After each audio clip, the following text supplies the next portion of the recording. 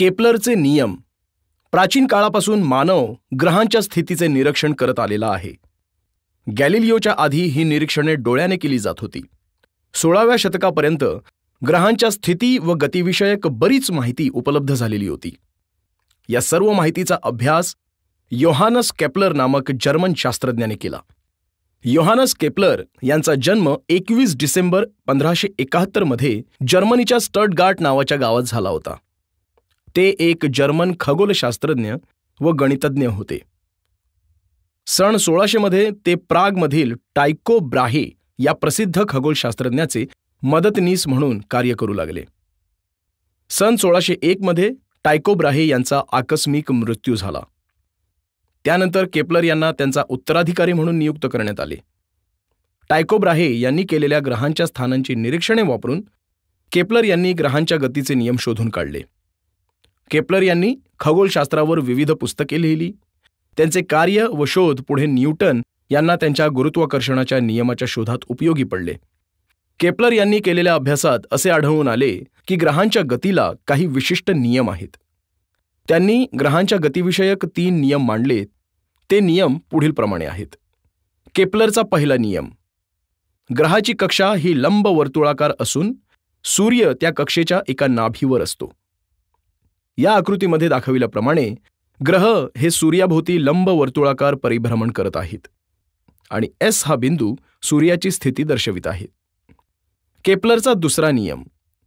ग्रहाला सूर्याशी जोडणारी सरळ रेषा ही समान कालावधीत समान क्षेत्रफळ व्यापन करते.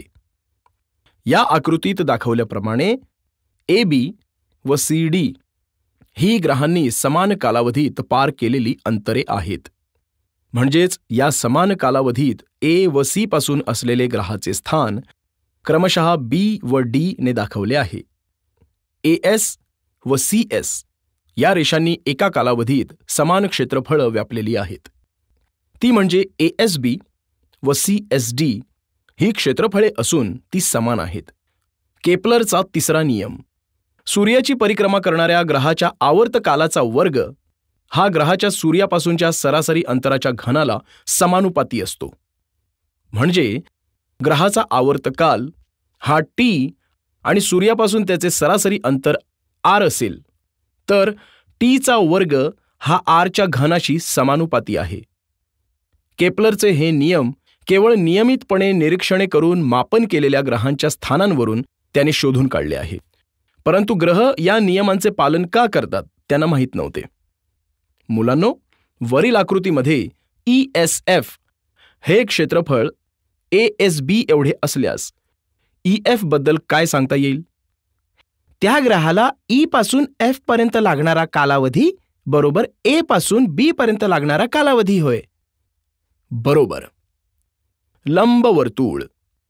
लंबवर्तुळ हा वर्तुळाचाच एक प्रकार असून लंबवर्तुळाच्या 2 बाजू निमुळत्या आणि 2 बाजू फुगीर असतात.